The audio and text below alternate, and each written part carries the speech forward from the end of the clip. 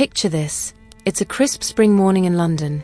The year is 1602, and the heavy scent of rose water drifts through the corridors of a grand townhouse just off the Strand. Behind an oak door, a lady of the court sits before her polished mirror. Her gown is stiff with embroidered pearls, her hair brushed and pinned high with jeweled combs, but all her attention is fixed on her own reflection. In her hand, a small pot of white paste gleams in the candlelight, a blend of vinegar, powdered lead, and ground chalk, carefully mixed to form a creamy mask that will soon hide every imperfection on her skin. She dips her fingers into the pot, working the toxic mixture across her cheeks and forehead, over the faded pits of old smallpox scars, across the yellowing teeth she tries to keep hidden behind a painted smile. This ritual is as common to her as the rosary beads at her bedside, a daily testament to beauty, status, and a slow, secret death she can't yet see in the mirror's silvery gaze. Before we uncover how noble women poison themselves drop by drop in the name of beauty, I'd love to know, where are you listening from tonight, and what time is it for you? It amazes me that we can trace these forgotten rituals together, centuries apart but bound by the same curiosity. If you find stories like this as haunting as I do, I'd be honored if you'd like this video and consider subscribing, but only if you genuinely enjoy these glimpses into the shadows of history. To understand why a face painted in lead white became the mark of refinement, we need to step back to a time when disease, dental decay, and class blended into a single cosmetic obsession. In the 16th and 17th centuries, Europe's courts were breeding grounds for smallpox, measles, and a string of illnesses that left permanent scars on the skin. Nobility, with their crowded banquets and constant travel, were particularly vulnerable. Even a mild case of smallpox could pockmark the cheeks and forehead with deep, ragged pits, scars that whispered of weakness and lost youth. And in a world where a flawless face meant power, these scars could be devastating. It was here that Venetian ceruse found its victims. Sometimes called spirits of Saturn, this paste was the queen of all white paints, a rich mixture of white lead and vinegar, aged in clay pots until it reached a buttery smoothness. Imported from Venice at great expense, it was prized by England's elite. For the powerful, there was no substitute. It covered every imperfection, brightened the complexion to a ghostly pallor admired across Europe, and announced that its wearer did not toil under the sun like a commoner. Pale skin meant freedom from labor. It meant wealth. It meant nobility. The most famous face ever masked by lead was that of Elizabeth I. The Virgin Queen, as she liked to be known, survived smallpox at 29. The disease spared her life but left her cheeks marked with faint pox scars, reminders she could never accept. She turned to ceruse, layering her face with an ever-thickening mask of white lead that blurred every blemish under its poisonous sheen.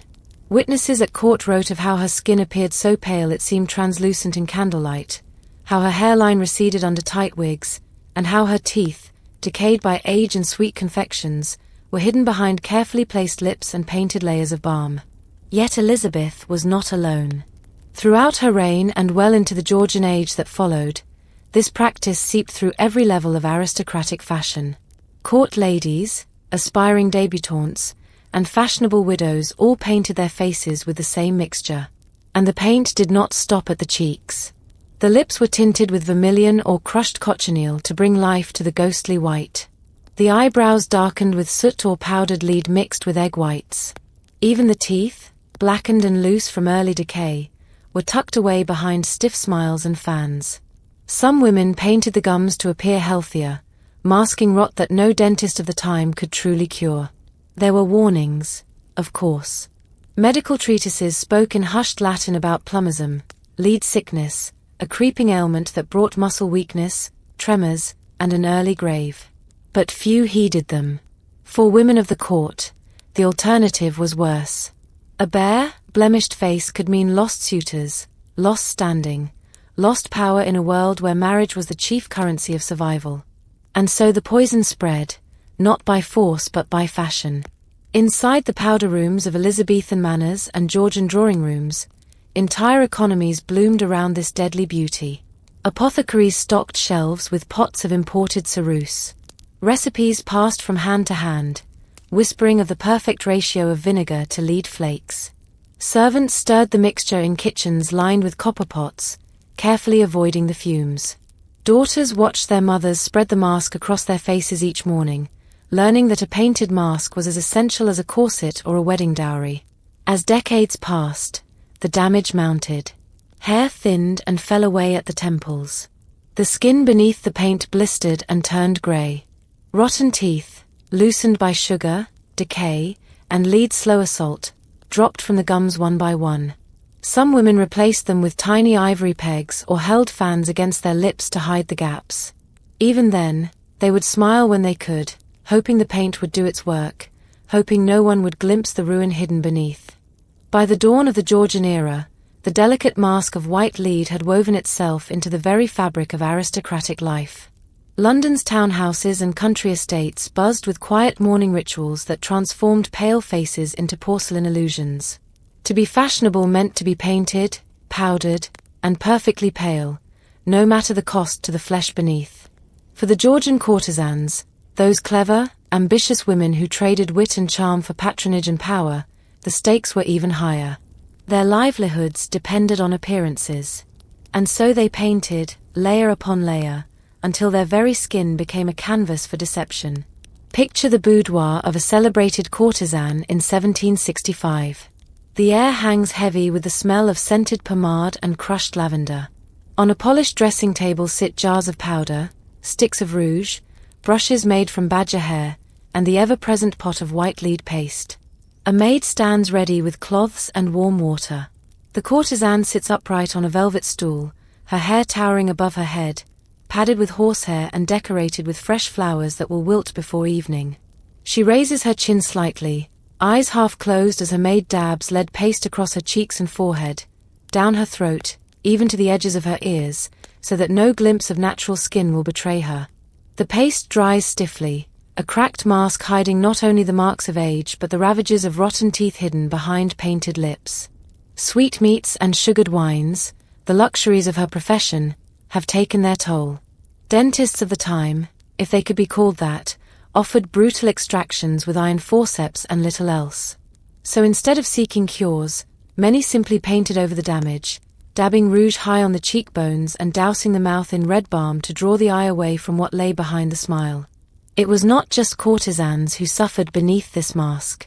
Noble wives and daughters followed the same ritual, driven by the same fear. To appear flawed was to risk ridicule, gossip, and scandal in drawing rooms where reputation was as fragile as a powdered wig. Portraits from this time show pale, serene faces staring from gilded frames, their painted perfection captured forever in oil. But behind the canvas, many of these women were already suffering the first tremors of lead poisoning, headaches that would not fade, a metallic taste that clung to the tongue, gums that bled and teeth that wobbled loose. The poison seeped slowly inward, a silent companion to beauty. Lead does not forgive. It gathers in the body, slipping into the blood, invading the bones. In time, it weakens the muscles, dims the eyesight, and clouds the mind. Some women found their hands shaking uncontrollably as they poured tea or signed letters, a cruel betrayal for ladies trained to glide through a room with composure. Doctors puzzled over these symptoms, offering purges, leeches, or herbal infusions, remedies that did little to halt the slow decline hidden beneath silks and diamonds. Yet the fashion persisted. Powdered wigs grew taller. Faces grew paler. Rouge grew redder to compensate for the lifeless mask beneath. It became a game of illusion. The more the skin withered, the more paint was needed to preserve the lie. Some wealthy women began to sleep in thin masks of paste, believing that keeping the skin perpetually sealed beneath white lead would somehow protect it from fresh marks and blemishes. Instead, the poison worked deeper in the quiet hours of the night. Beneath the grandeur of court balls and masked suppers, a quiet tragedy unfolded in these private chambers. Letters from the time speak of women too weak to rise from bed, their faces cracked and blistered beneath the paint. Some lost their hair in patches, forcing them to rely on towering wigs and clever curls pinned in place. Others developed ulcers that no salve could soothe. And yet each morning, they rose once more to the dressing table, where the ritual of concealment began again. What drove them to such lengths was more than vanity. It was survival in a society that judged women harshly for any mark of age or disease. A flawless face opened doors that wealth alone could not. It secured marriage alliances, kept husbands loyal, or at least publicly loyal, and protected fortunes that might otherwise slip away in scandal or divorce courts. To be pale was to be desirable. To be desirable was to be safe. Or so they believed. The whispers of danger were not entirely ignored. A few early physicians spoke out, warning that white lead was corrosive to the flesh and ruinous to the nerves. Pamphlets circulated among the literate elite, advising ladies to wash away their paint at night and to favor gentler powders made from rice starch or ground pearls. But fashion has a way of smothering caution. Venetian ceruse remained the gold standard for a flawless face, and the warning voices were drowned out by the rustle of silk skirts and the snap of painted fans. To understand how deep the obsession ran, we must cross the English Channel and stand beneath the gilded ceilings of Versailles. By the late 18th century, the court of Louis XVI and Marie Antoinette had become the supreme stage for Europe's most extravagant vanities. Here, beauty was not merely an advantage, it was an unspoken requirement for survival among courtiers who lived and died by favor, gossip, and the flicker of royal attention. If London's noblewomen coated their scars in lead paint out of quiet necessity, the ladies of Versailles turned the ritual into a public performance. In the candlelit dressing rooms of the Petit Trianon, a queen's day began long before the courtiers lined up for her morning levee. Marie Antoinette, so often remembered for her towering hair and gowns that devoured entire household budgets, was no stranger to the artifice of white lead. Though France produced its own variants of ceruse, the Queen's attendants often imported the finest powders from Venice and London, ensuring her complexion appeared porcelain smooth even under the harsh scrutiny of Versailles' endless eyes. The daily ritual was elaborate. Attendants would wash the Queen's face with rose water or distilled vinegar to strip away the previous night's layer. Then came the ceruse, patted and brushed onto every visible inch of skin, cheeks, temples, even down the throat and shoulders, so that no stray shadow of natural color might break the illusion of flawless youth. Over this base, a touch of carmine rouge bloomed on the cheeks, and a faint tint was brushed across the lips, but only enough to draw the eye, never so much that it disturbed the ghostly white beneath.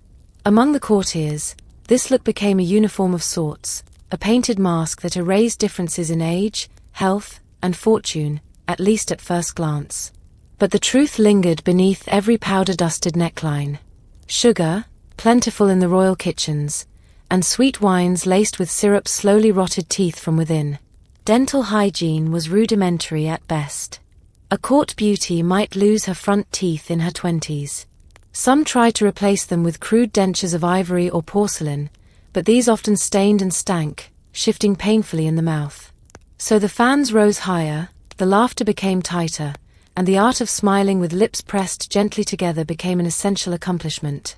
Visitors from other courts marveled at Versailles painted faces and towering wigs, yet behind the envy lay murmurs of concern. Physicians in Paris, like their counterparts in London, recognized the signs of lead poisoning well enough: the trembling hands, the sudden weakness in limbs, the pallor that went too deep to be mere paint. But any doctor who spoke too loudly risked social ruin. After all, who wanted to hear that the mask they wore each day was rotting them alive from within? Some women tried to hide the damage in more inventive ways. The hair, already powdered into fantastical shapes that reached as high as a child's height, became a canvas for distraction. Wigs were dressed with silk ships, artificial flowers, or miniature gardens, pulling attention upward and away from the mouth. Small patches of velvet, called mouches, were pasted artfully onto cheeks or near the lips to conceal blemishes or the sores caused by constant contact with harsh cosmetics. These patches became so fashionable that they turned into coded messages. A patch near the mouth suggested flirtation, one near the temple hinted at boldness. Yet none of these flourishes could truly conceal the quiet decay. Courtiers who lost too many teeth too soon found their power slipping away with their beauty. Gossip spread fast. A rival could ruin a woman's prospects with a single whispered remark about her breath or her painted-over gums. And so the ritual thickened: more powder, more rouge, more fans to hide behind during sly conversation. In rare cases, the damage could no longer be hidden at all. Accounts survive of noblewomen retreating from public life, their skin blistered and grey beneath the layers of lead they could no longer bear to wear. Some turned to gentler rice powders or scented starches, but by then the harm was done. Those who endured grew skilled at managing the disguise, wearing masks of silk for private travel, instructing trusted servants to maintain the illusion when illness confined them to bed. The mask became not only a daily habit but a prison, one they could never fully abandon without risking their place in a world where beauty meant survival. What is striking is how few truly understood the poison they wielded. Lead, in their world, was ancient and respectable. It appeared in plumbing, pigments, and face paint alike. Its threat was invisible, creeping softly through the body until the mind dulled and the limbs weakened. For the courtiers of Versailles, the idea that this daily ritual might shorten their lives was an uncomfortable truth best left unsaid, or blamed on other causes, from melancholia to the strains of court intrigue. Meanwhile, those who profited from the obsession flourished. Perfumers and apothecaries opened shops along Paris' grand boulevards, selling pots of ceruse in ornate containers, promising miraculous youth to women who could pay the price. Recipes were passed in secret, each promising a purer white, a smoother finish, a mask that would not crack before the last dance of the night. It was a beautiful lie, and one they clung to until the world around them began to crumble. Revolution would sweep through Versailles in a tide of powdered wigs and painted faces, tearing down not only the marble walls but the fragile masks that had hidden so many secrets for so long. Far from the marble corridors of Versailles, beyond London's crowded lanes and the perfumed chambers of St. James's Palace, the same ritual of poison unfolded in quieter, colder rooms. Across the English countryside and deep into the manors of Scotland and Ireland, noble families kept up appearances just as fiercely as their urban kin. In draughty bedchambers hung with heavy tapestries, young women sat at dressing tables by flickering candlelight, grinding lead white into vinegar with mortar and pestle just as their mothers had taught them. The court might dictate the fashion, but the fear of imperfection reached every corner where lineage and dowries were guarded like treasure. In these country houses, the stakes were no less grave. A single daughter's unmarked face could decide the future of estates and titles. Marriage was the currency that secured alliances, settled debts, and preserved centuries-old bloodlines. Smallpox scars or a complexion darkened by sun and wind could ruin a girl's prospects before her first season in London ever began. And so, mothers oversaw the mourning ritual with quiet vigilance, ensuring each blemish was buried beneath a mask of white that gleamed like marble in the dull glow of English light. Household accounts from these estates sometimes survive. Neat ledgers listing purchases of Venetian ceruse alongside casks of wine, bolts of lace, and pounds of sugar. Apothecaries in nearby market towns knew well what these ladies required. They sold jars of lead paste discreetly, sometimes under poetic names like Late Debut or Powdered Elise, disguising the danger behind the illusion of refinement.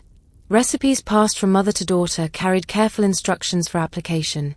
Never too thick at once, always mixed fresh for best effect, washed away each night with rose water or buttermilk to keep the skin soft beneath the poison that would, in time, harden it forever. Beneath the daily layers, the same hidden rot advanced. Dental decay in these rural houses was often worse than at court. Refined sugar, once rare, had spread deep into the countryside by the 1700s, prized for sweetening tea and cakes that marked a lady's status. For families that could afford it, sugar was served to guests in tiny porcelain dishes beside steaming cups of spiced chocolate or imported coffee. Proof that they were not farmers, not laborious, not people whose hands turned the earth. But the price was paid in aching jaws and blackened gums. The village surgeon, with his iron forceps and rough brandy for numbing, was the only line of defense when a tooth turned sour. And once it was gone, there were no proper replacements, only painted lips and shy fans to hide the gaps. Daughters learned early how to mask the truth. They practiced the art of the half-smile, lowering their lashes in the presence of eligible men so that eyes lingered on smooth cheeks instead of peering into their mouths. Fans carved from ivory and mother-of-pearl fluttered between conversations, a dance of concealment learned at the knees of mothers who knew that a single glimpse of missing teeth could mean a broken engagement, a family debt unpaid, a younger sister's future thrown into uncertainty. These country rituals shaped generations. Servants bore witness to them each dawn, maids fetching warm water, laying out clean cloths, stirring the lead paste with small spoons. In some households, A trusted maid might be the only one permitted to see her mistress barefaced, to watch as the paint cracked and flaked away at night, revealing the weeping sores beneath. Some wrote of these secrets in hidden diaries, fragile fragments that sometimes survive in family trunks, lines of ink that speak of bleeding gums and trembling hands, of ladies too proud or too fearful to abandon the mask that slowly killed them. The poison did not always stay confined to faces alone. Some women dusted the powder across their shoulders and chests, eager to maintain the same ghostly pallor where a low-cut gown might reveal the flesh. There were even whispered tales of lead powder mixed into bath water, promising to bleach the skin evenly from throat to wrist. But these soaks did more than whiten. They seeped through open pores, creeping into blood and bone. The gentle tremor that began in the fingers soon found its way to the mind. Some women lost not only their hair and teeth but their wits, described in village gossip as melancholic, moody, or cursed by some family ailment that no one dared name aloud. Behind every grand portrait that hangs now in country manor halls, there is the ghost of this quiet damage. Painted by candlelight, the artist captured only the smooth illusion, the heavy gown, the powdered hair, the unblemished mask of aristocratic grace. The truth lay beneath the varnish, under layers of lead and silk. Sometimes, when these paintings are restored today, conservators find faint flecks of white lead still embedded in the canvas, stubborn reminders of the poison that outlived its wearers. And yet even as the Enlightenment brought new sciences and cautious warnings, the ritual did not vanish overnight. A pale, painted face still promised security in an uncertain world. For many noblewomen, the thought of showing their true skin, scarred by disease, browned by sun, marked by age, was more terrifying than the invisible poison in their veins. As the 18th century dwindled and the 19th dawned with restless energy, the quiet grip of lead paint began to loosen its hold, though not without resistance. Change drifted in like a cautious breeze, carried by new books, new sciences, and the rising voices of physicians who dared to lift the mask and speak of what they saw beneath. Across England and the salons of Paris, murmurs spread that what once symbolized refinement might in truth be a slow poison sinking noble lineages into early graves. In London, a handful of surgeons and apothecaries began to publish pamphlets condemning Venetian ceruse and its English cousins. They spoke of women trembling with palsy in their 40s, of teeth lost long before old age, of skin so raw beneath the paint that no balm could soothe it. They pointed to families plagued by sickness with no obvious cause, daughters who seemed to waste away despite every comfort wealth could buy. Lead, they argued, was the hidden culprit. But knowledge alone could not break a habit that was stitched so deeply into fashion and fear. By now, the ritual was woven into daily life.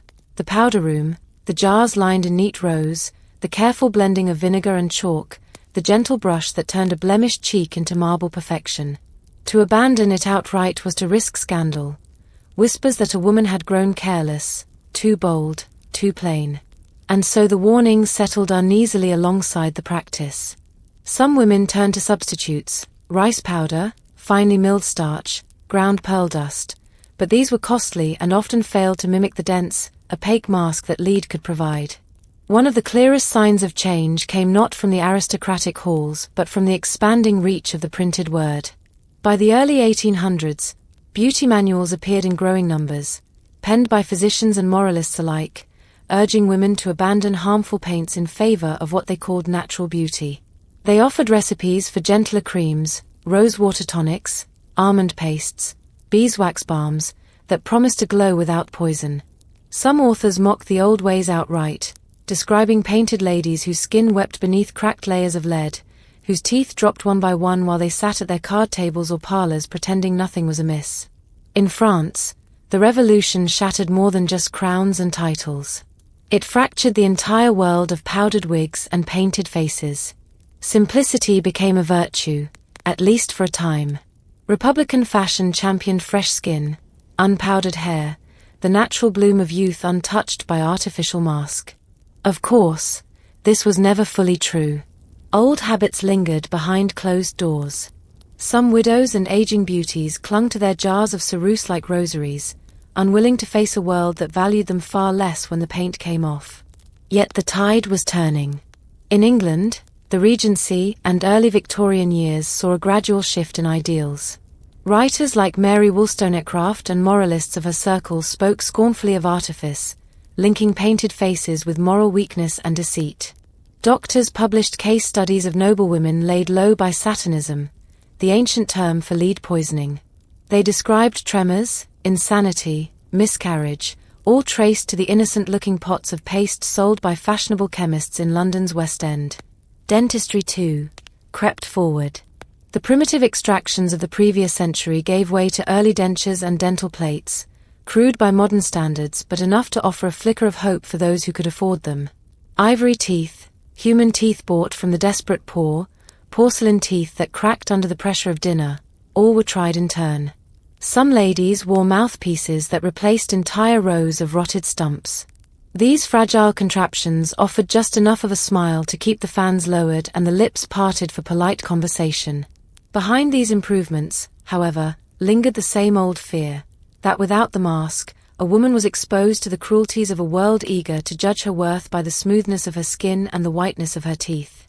And so, even as better powders appeared, some still reached for the old poisons. Recipes for lead-based face paint can be found in household books as late as the 1840s, buried among instructions for soap making and preserves, a ghost of the past whispering through the pages. And always, the servants remembered. Housemaids carried away cloths stained with white flakes. Apothecaries mixed the pastes behind polished shop counters, glancing away from the trembling hands that paid them. Portrait artists brushed layer upon layer of paint on canvas, capturing the illusion forever but leaving the reality to decay quietly behind bedroom doors. By mid-century, the final blow came not from medicine but from shifting taste itself. Industrial pollution and coal smoke gave urban faces their own unasked-for pallor, while the rise of photography forced a new honesty upon the fashionable classes. A photograph could not flatter the way a painted portrait could. It caught every crack, every line, every crooked tooth, every trembling hand, and so the heavy mask of lead began to slip away, replaced by subtler powders, tinted creams, and discreet dental repairs. But the legacy remained, hidden in family letters and the brittle hairpins tucked away in old dressing tables. Generations of women who had stared into polished mirrors, layering poison onto their faces in the hope of hiding smallpox scars, dark teeth, and the slow betrayal of age. Generations who believed that beauty could be painted on each morning and washed away each night, even as the poison stayed behind. By the time the Victorian age settled over Britain like a heavy brocade curtain, the era of open jars of white lead slowly hardened into memory, though its stains lingered in the rituals of mothers and daughters alike.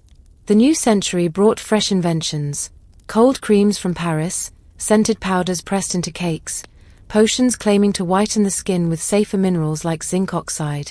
But even as chemists lined their shelves with these modern promises, the ghost of Venetian ceruse haunted the dressing tables of old houses, tucked away in drawers like relics of a lost faith. Many gentlewomen who came of age before Queen Victoria's long reign found themselves caught between worlds. They had grown up watching their mothers stir the same toxic pastes their grandmothers had trusted, whispering the same instructions about soft cloths, vinegar washes, and gentle application to conceal what no doctor could mend. For these women, to stop painting their faces was unthinkable. To appear at supper or church with visible scars or yellowing teeth would invite the very gossip and pity they had spent their lives fending off behind the stiff lace of high collars and delicate fans. Yet the world around them shifted all the same. Industrial smoke stained London's air, giving pale skin a greyish hue that no amount of lead could truly brighten. Chemists pushed zinc oxide as a modern miracle, still white, still smooth, but without the threat that physicians now named more boldly in journals and pamphlets. Middle-class housewives read these warnings with a mix of relief and suspicion, eager to believe that beauty could be maintained without the hidden cost that had hollowed out so many quiet country households before. But what of the teeth that had rotted in silence for generations? Dentistry, if it could be called that, lurched toward respectability during the Victorian decades. Early pioneers set up polished rooms in London's fashionable districts, promising discreet extractions, new dentures, and even gold fillings for those who could afford the novelty. For the noblewomen who still feared showing a blackened tooth or a sunken smile, these new techniques offered just enough hope to lower the fan a little further, to dare a wider grin at a garden party or a ball. Still, These fragile improvements were not enough for all. Some wore partial dentures held in place by gold wires that chafed their gums raw. Others favored porcelain teeth, so prone to cracking they might shatter during a single ill-fated bite at supper. And so even as lead paint faded, the impulse to hide, to mask decay with the illusion of youth, remained as strong as ever. Inside these same drawing rooms, daughters watched. They saw their mothers turn away from the old pots of paste, reach instead for rice powders and dab on soft pink rouge from new French chemists. They read advertisements in ladies' periodicals promising complexions as pure as milk, untouched by heavy metals. Some obeyed, embracing the new idea that natural beauty, well-groomed, modestly powdered, was the mark of a modern lady. Others, especially those in country houses clinging to older ways, found comfort in what they knew, even if it meant a smear of poison hidden beneath layers of fashionable starch. Travelers from abroad noted the change with curiosity. French visitors to English estates remarked that the ladies' complexions seemed softer, more natural than the heavy masks once admired in portraits of Elizabeth or the powdered queens of France.